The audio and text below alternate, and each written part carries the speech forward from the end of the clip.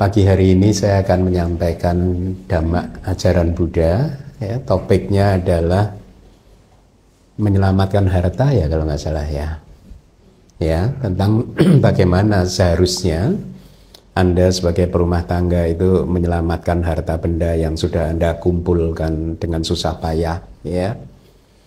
Tapi sebelumnya saya teringat ingin menyampaikan dulu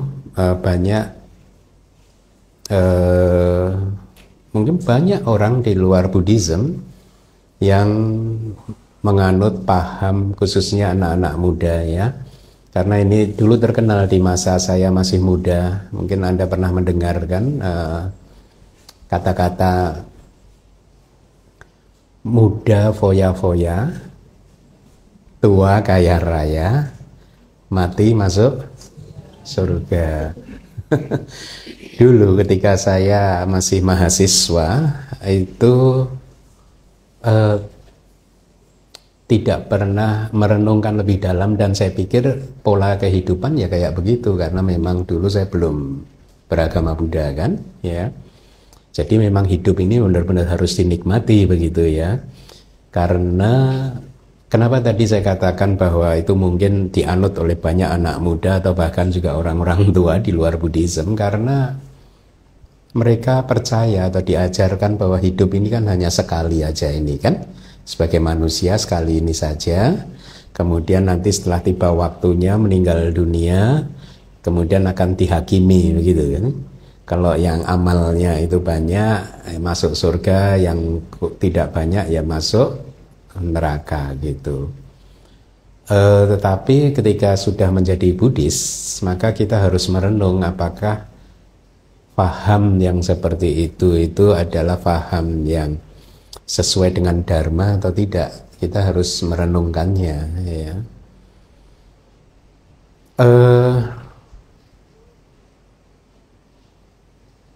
Saya merasa bahwa kita ini sangat beruntung, bersyukur dengan memahami Buddhism, karena kita diajarkan tentang hukum sebab dan akibat. Ya, jadi kalau Anda ingin lahir di surga itu adalah efek dari satu sebab yang Anda harus lakukan adalah memperbanyak sebab-sebab untuk bisa terlahir di surga. Dan saya bisa pastikan menurut Buddhism, sebab untuk lahir di surga bukan mudah foya-foya.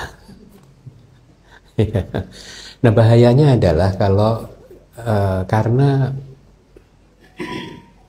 saya mempunyai sahabat dulu, kakak kelas satu tingkat di zaman muda itu, waktu kuliah itu menganut paham itu ya. Jadi sejak muda dia foya-foya, kebetulan dia anak orang kaya begitu. Tetapi apa yang terjadi? Ternyata setelah menikah, setelah tua pun dia foya-foya terus. Nah jadi ini sebenarnya sesuai dengan ajaran Buddha bahwa ketika kita membangun satu kebiasaan mental tertentu, maka itu akan menjadi kebiasaan dan seringkali susah untuk dihentikan ya.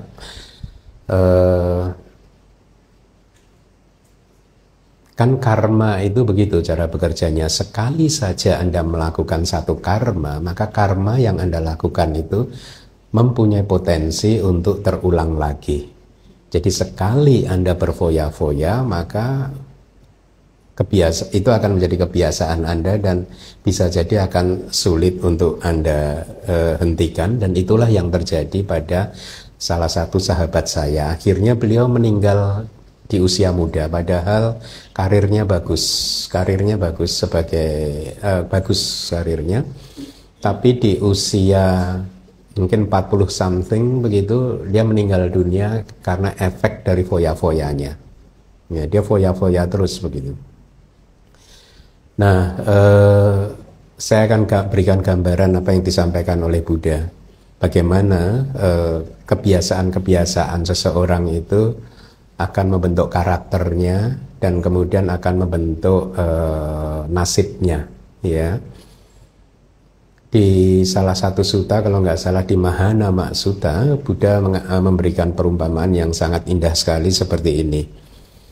Ibaratnya ada sebuah pohon yang melengkung ke arah timur, condong ke arah timur, ya, membungkuk begitu ke arah timur, bengkok ke arah timur. Kalau pohon itu ditebang di akarnya, kira-kira akan jatuh kemana? Akan jatuh ke timur, ya, tidak akan jatuh ke barat. Demikian pula sebenarnya kalau seseorang itu membangun karakter yang foya-foya seperti itu terus, begitu meninggal dunia dalam keadaan yang masih suka foya-foya begitu, kira-kira dia kalau meninggal akan jatuh ke alam yang mana? Alam yang kurang baik, ya. Karena seumur hidupnya ibarat pohon, dia melengkung ke arah timur, condong ke arah timur, miring ke arah timur gitu. Nah, inilah pentingnya Anda membangun kebiasaan-kebiasaan yang baik, dan kita bersyukur kita mendapatkan ajaran yang baik, kan? Anda diajarkan untuk membangun karakter yang baik dengan ajaran-ajaran Buddha yang sudah sering dan banyak Anda dengarkan gitu. Nah, kembali lagi, muda foya-foya, tua kaya raya, mati masuk surga. Kapan berdananya? Kaya raya, kapan berdananya? Ya, tapi kan mereka mengenal ajaran untuk beramal, Bante. Tetapi sayangnya hubungan sebab akibatnya itu tidak diajarkan selengkap seperti yang diajarkan oleh Buddha, ya. Saya tiba-tiba teringat pada satu cerita tentang Brahmana Todeya. Jadi Brahmana Todeya ini adalah seorang Brahmana yang super kaya raya. Dia menjadi penasehat keagamaannya Raja Pasenadi, ya. Dia mempunyai seorang anak, yaitu anak muda yang bernama Subha. Ya, cerita ini bisa Anda dengar di buku yang sudah diterbitkan oleh DBS, yaitu buku penjelasan Sutanta jilid 2, mungkin di Sutta Culakkama Vibhanga Sutta. Di sutta tersebut Buddha menguraikan tentang hukum karma, ya. Nah, walaupun kaya raya, si Brahmana Todeya ini super kikir gitu katanya, ya. Dia itu seumur hidup sama sekali tidak pernah berdana, ya. Karena dia berpikiran kalau dia seseorang yang berdana itu pasti harta kekayaannya akan berkurang, ya. Jadi dia memberi perumpamaan misalkan seperti pewarna celak mata begitu, kalau dipakai ya pasti akan berkurang gitu. Jadi akhirnya dia seumur hidup hanya menimbun kekayaan, kerja menimbun kekayaan terus. Nah, singkat cerita, akibat dari kekikirannya seperti itu, kalau di dalam ajaran Buddha kan, kalau seseorang meninggal karena keserakahan, maka hanya ada dua tempat kelahiran yang bisa dipastikan untuk dia, yaitu yang pertama adalah neraka, yang kedua adalah alam binatang. Nah, singkat cerita, ketika meninggal dunia, Brahmana Todeya ini terlahir sebagai binatang, kan, ya. Dan lahir sebagai binatang di rumah anaknya sendiri, si Brahmana muda yang bernama Subha tadi gitu. Dan anaknya menyayangi binatangnya tadi, jadi dipelihara dengan baik, diberi tempat tidur yang baik begitu, tanpa mengetahui bahwa itu adalah ayah kandungnya. Nah, singkat cerita, akhirnya Buddha mengetahui hal tersebut, dan Buddha secara sengaja berkunjung ke rumah Brahmana muda yang bernama Subha tadi. Ketika tiba di rumah Subha, si anjing yang merupakan ayahnya tadi menyala, menggonggongi Buddha gitu. Buddha kemudian berkata, kamu dulu waktu masih jadi manusia nggak menghormati saya. Sekarang jadi binatang pun kamu juga nggak menghormati saya. Itulah makanya, karena kebiasaan tadi, ya. Kalau muda foya-foya ya sulit untuk menghentikannya, tua nggak foya-foya gitu. Karena tadi seperti yang saya sampaikan, begitu Anda melakukan satu habit baru, yaitu sifat dari karma, dia akan mempunyai potensi untuk berulang. Dan ketika udah berulang terus akan jadi karakter Anda, akan jadi sifat Anda, dan Anda akan sulit untuk menghentikannya. Nah, singkat cerita, akhirnya diceritakan di sutta tersebut, ketika anjing itu mati, dia langsung masuk ke neraka, ya. Nah, ini adalah ajaran yang bagus dari Guru Agung kita tentang bagaimana seseorang yang serakah itu hanya ada dua nasib saja tujuan dia, yaitu di alam neraka atau alam binatang, ya. Nah, lalu bagaimana sebenarnya Buddha mengajarkan ini semua? Tetapi sebelum saya menyampaikan itu, saya teringat satu cerita lagi, ya. Cerita ini terjadi ketika saya masih tinggal di Singapura. Pada suatu malam ada seorang upasaka yang karena disarankan oleh istrinya menemui saya. Jadi upasaka ini sebenarnya adalah satu pengusaha yang cukup sukses di Singapura.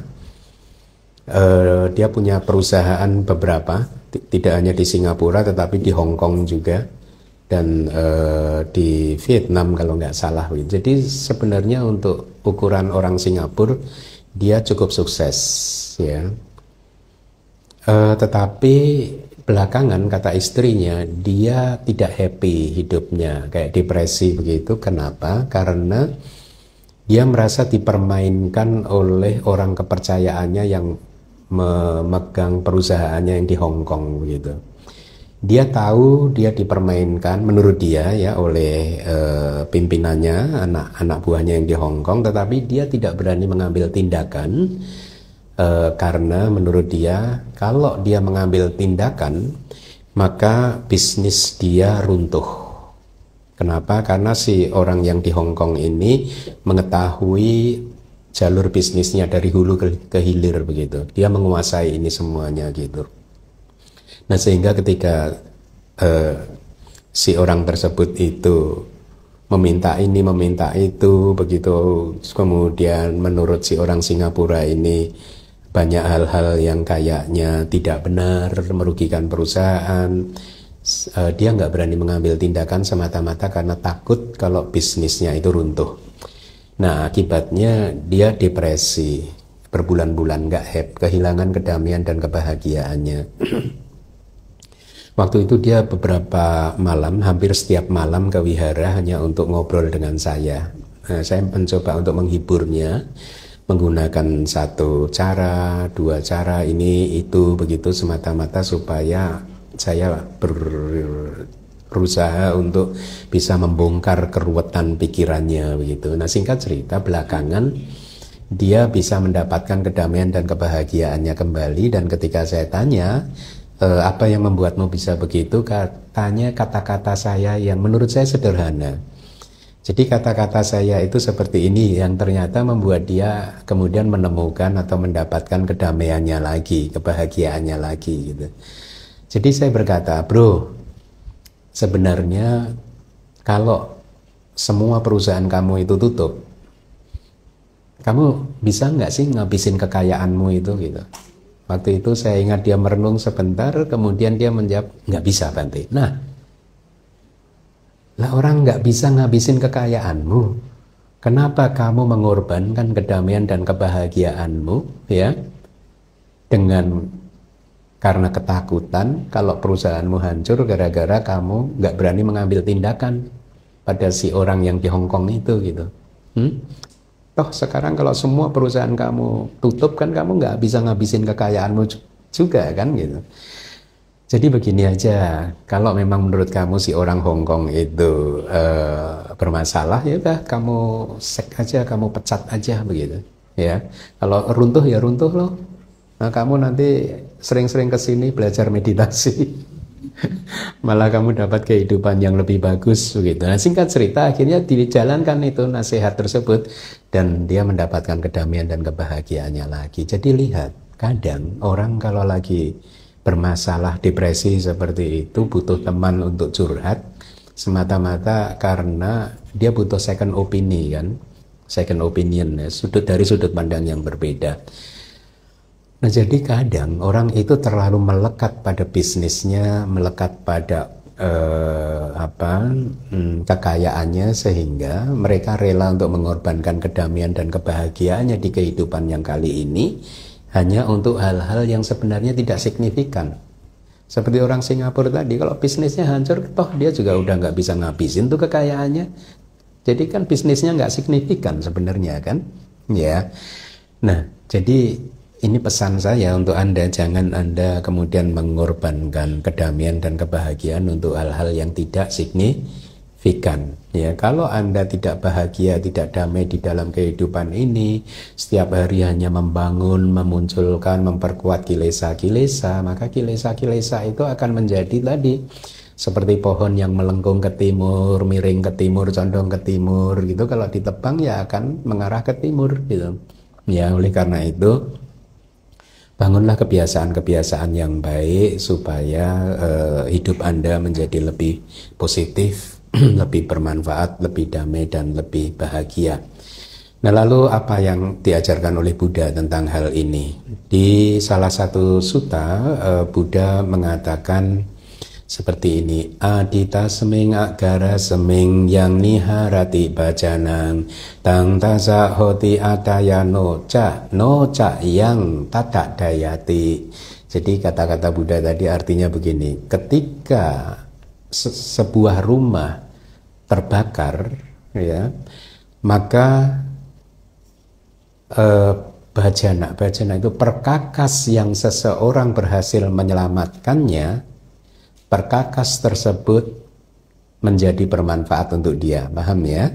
Jadi ketika rumah terbakar, maka perkakas yang Anda berhasil menyelamatkannya, perkakas tersebut akan bermanfaat untuk Anda. Noca yang tata dayati, bukan perkakas yang terbakar di sana. Ya, paham ya? Jadi perkakas yang sudah terbakar sudah tidak bisa diselamatkan lagi atau dipakai lagi. Kemudian Buddha mengatakan ewang aditako loko jeraya marane naja ni hare tewa danena dinang hoti sunini hatang dinang suka palang hoti na dinang hoti tang tata cora haranti rajano agi dahati nasati. Jadi kalimat tadi berbunyi berarti seperti itu.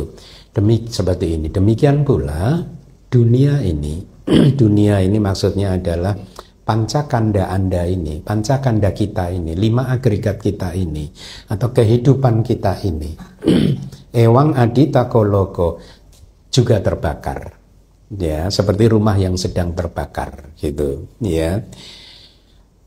Terbakar oleh apa? Jeraya maranenaca. Kita ini terbakar oleh usia tua dan kematian, benar nggak sih? Ya, kita semua ini terbakar oleh usia tua dan kematian. Ni hare tewa danena. Oleh karena itu Buddha mengajarkan, ya, seseorang hendaknya menyelamatkan harta kekayaannya seperti perkakas yang selamat tadi, ya, dengan cara berdana. Ya, jadi Anda harus menyelamatkan harta kekayaan Anda dengan cara berdana. Dinang hoti sunihatang, apa yang sudah Anda danakan itu terselamatkan dengan baik.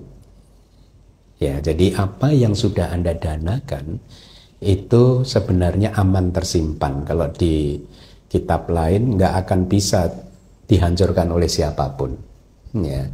Kalau Anda menyimpan kekayaan Anda, misalkan di apa sih, kalau di bank itu ada apa, tempat safety box ya Pak Indra ya, kelihatannya aman ya, tetapi apakah Anda bisa membawa safety box Anda melewati kelahiran Anda kali ini? Nggak bisa kan ya. Sebaliknya, kalau Anda menyelamatkan dana Anda, menyimpan dana Anda dengan cara berdana, Anda bisa membawanya untuk melewati kelahiran kali ini hingga kapanpun Anda nanti sebelum Anda mencapai nibbana. Nah, makanya Buddha mengatakan dinang hoti suni hatang, apa yang sudah Anda danakan itu terselamatkan dengan baik. Suni hatang, terselamatkan dengan baik. No ca yang tadak dayati, bukan uang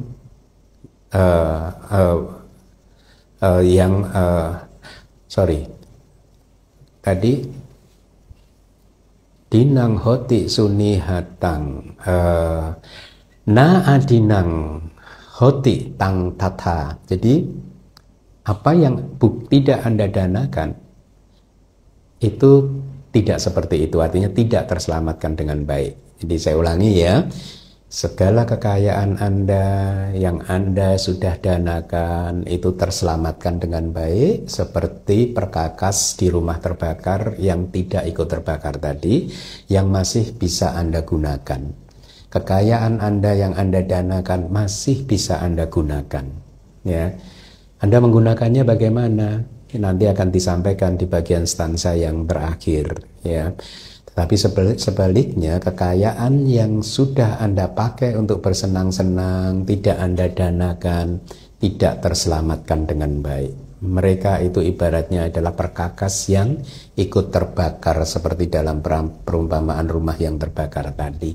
Ya, nah jadi Buddha di sini menasihati, selamatkanlah harta kekayaan Anda dengan cara berdana, karena apa yang sudah Anda danakan itu terselamatkan dengan baik, dan apa yang tidak Anda danakan tidak terselamatkan dengan baik. Kenapa? Karena kalaupun seperti Brahmana Todaya tadi, yang kikir tadi, yang pelit tadi, ya, dia itu menimbun harta kekayaannya gitu. Ya, nanti akan dijelaskan. Harta kekayaan yang dia timbun pun dia tidak bawa ketika dia terlahir sebagai anjing, terlahir di neraka, akhirnya yang menikmati anak cucunya kan, ya. Nah, jadi di stanza tadi kemudian berlanjut seperti ini.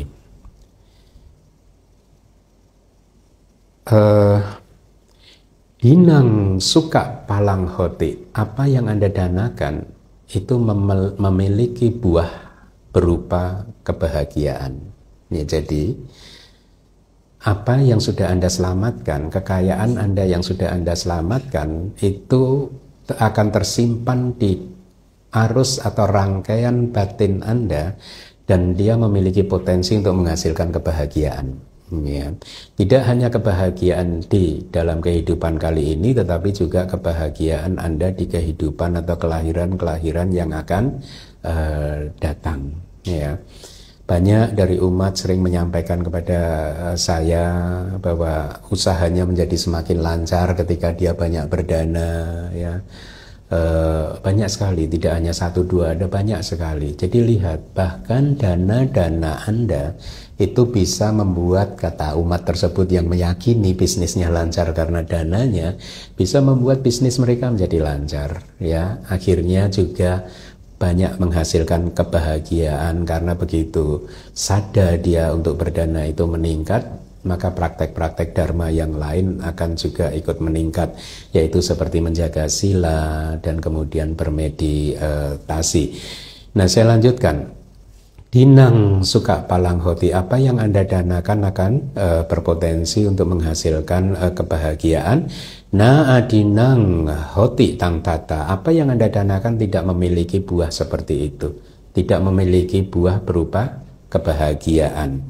Cora haranti rajano, para pencuri, perampok, kemudian raja bisa saja akan mengambil kekayaan Anda, ya. Raja di sini mungkin kalau Anda melanggar hukum, ya, melanggar pajak misalkan, ya, pemerintah akan mengambilnya kan, ya. Aki dahati nasati, api membakar dan menghanguskannya, ya. Ya, kejadian di LA itu lihat tuh, yang kebakaran yang di Los Angeles, ya, bagaimana api bisa membakar dan memusnahkan harta kekayaan seseorang kan. Ada antena jahati, nah ini bagus. Kemudian pada akhirnya seseorang atau Anda meninggalkan sarirang saparigahang, meninggalkan tubuh jasmani beserta harta kekayaan Anda. Pada akhirnya Anda semua harus meninggalkan tubuh jasmani Anda harus meninggalkan harta kekayaan Anda, ya. Eta danya ya medawi, setelah mengetahui hal tersebut, orang-orang yang bijaksana hendaklah bunje taca dade taca, hendaklah menikmati dan mendanakan harta kekayaannya. Itu lihat nasihat Buddha. Setelah mengetahui hal tersebut, bahwa harta kekayaan bisa hilang karena dibawa pencuri, perampok, diambil raja, terbakar oleh api, dan setelah kelahiran ini pun Anda harus meninggalkannya kan, ya toh? Anda kan setelah kita semua ini setelah kelahiran kali ini kan harus meninggalkan apa saja yang harus kita tinggalkan. Tubuh jasmani ini, sarira, sak parigaha. Sarira itu tubuh jasmani, parigaha itu harta kekayaan Anda. Kan harus Anda tinggalkan. Setelah mengetahui hal ini, kata Buddha, Medawi, orang-orang yang bijaksana hendaklah bunjeta, menikmati harta kekayaan Anda. Anda harus menikmati harta kekayaan Anda, tapi juga jangan lupa dade taca. Anda hendaknya juga harus mendanakannya, ya. Datwa ca butwa ca yata anubawang. Setelah Anda menikmati harta kekayaan Anda dan mendanakannya sesuai dengan kemampuan Anda, anin lito sagamu peti danang. Seorang yang tanpa celah akan mendapatkan satu tempat di surga. Jadi ini nasihat Buddha. Kalau saya rangkum nasihat tadi, kira-kira artinya seperti ini, bahwa kita, Anda semua harus paham apa yang sudah Anda danakan itu aman tersimpan, terselamatkan dengan baik. Sedangkan apa yang tidak Anda danakan itu sudah seperti perkakas yang udah nggak akan bisa Anda gunakan lagi, ya. Oleh karena itu Buddha mengajarkan kepada kita, Anda harus menikmati kekayaan Anda, tapi juga jangan lupa mendanakannya, ya, sesuai kemampuan Anda. Ya, seseorang yang melaksanakan nasihat Buddha ini, sagam upeti tanang, akan mendapatkan satu tempat di surga. Ya, jadi akhirnya, ya, statement yang tadi di awal saya sampaikan, muda foya-foya, tua kaya raya mati masuk surga, kita ganti apa? Muda berdana, tua berdana, mati masuk. Nah, ini baru benar. Baru benar, kalau tadi nggak benar. Ya, baik, demikian yang bisa saya sampaikan. Semoga bermanfaat bagi Anda, dan semoga semua atau dengan kekuatan dana-dana Anda tidak hanya membuat Anda terlahir di surga, tetapi juga dana-dana Anda bisa menjadi kondisi penopang yang kuat untuk mencapai nibbana.